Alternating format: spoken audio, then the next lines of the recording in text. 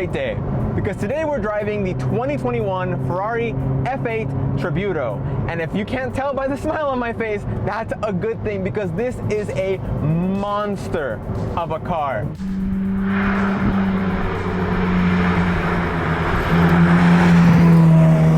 Let me give you a rundown of the quick stats.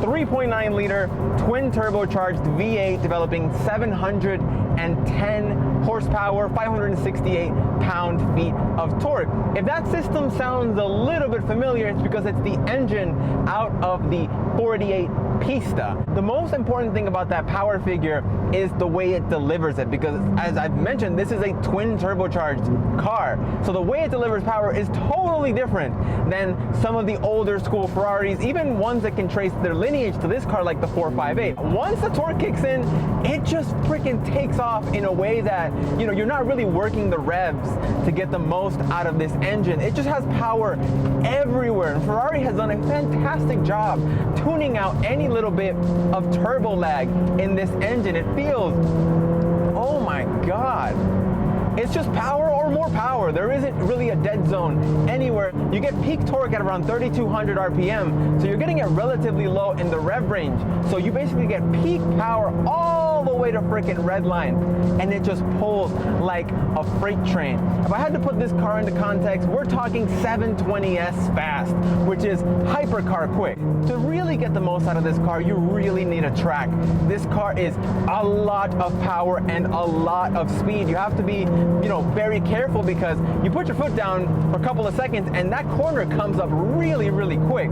So to really open up this car, maybe a track is best.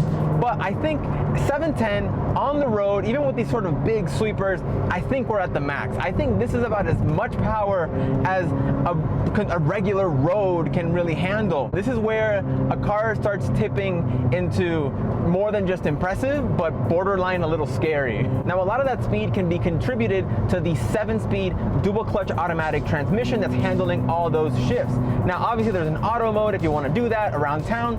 It's actually surprisingly nice, surprisingly composed.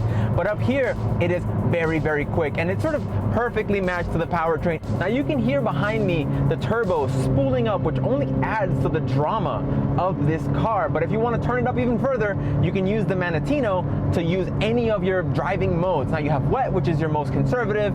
Throttle responses is slowed down dramatically, and it was raining last week. Very, very useful. You usually around town, you're going to be driving in sport. Race is pretty much my sweet spot. You can go beyond that and turn traction control and stability control off, but 710 horsepower, rear wheel drive, I'm not gonna do that.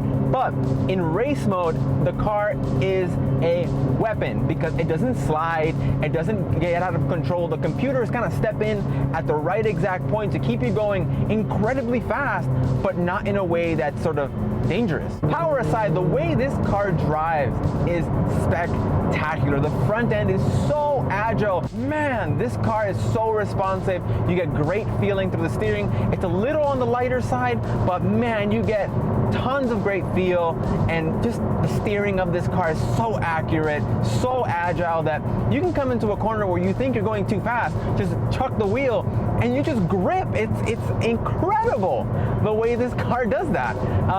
Now, for me personally, I think this steering is a good blend of being communicative enough for up here, but this is a car I could easily drive every day.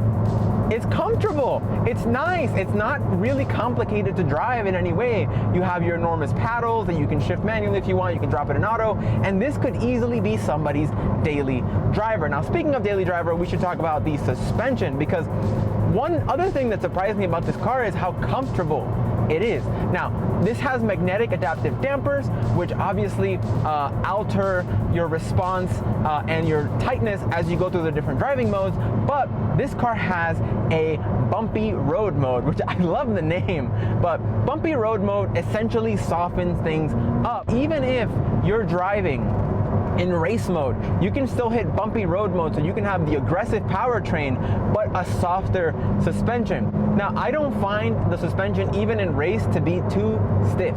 It's surprising. Like in bumpy road mode, it gets actually like, I could call it comfortable.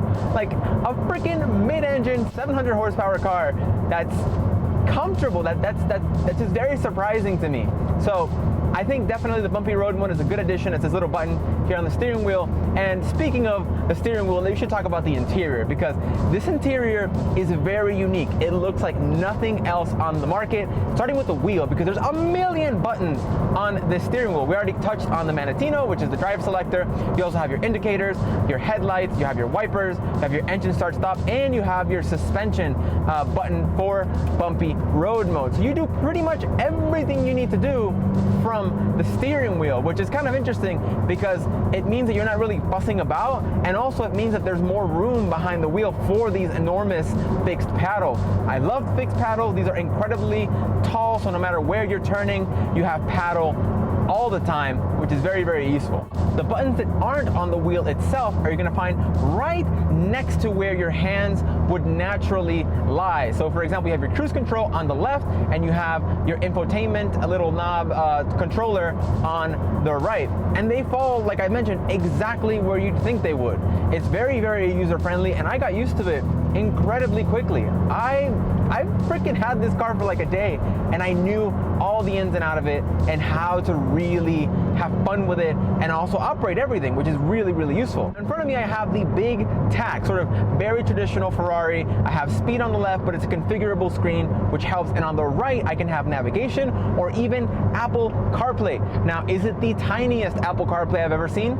Maybe, but I like the fact that it's integrated into the screens in this cluster, so it's not like a separate stuck-on screen here. I like the fact that it's integrated. It might be small, and it's also a $4,000 option, but it works well. It's really easy to control with this little knob right here. Everything, you know, it's just sort of very driver-focused, and in this cabin particularly, everything is driver-focused.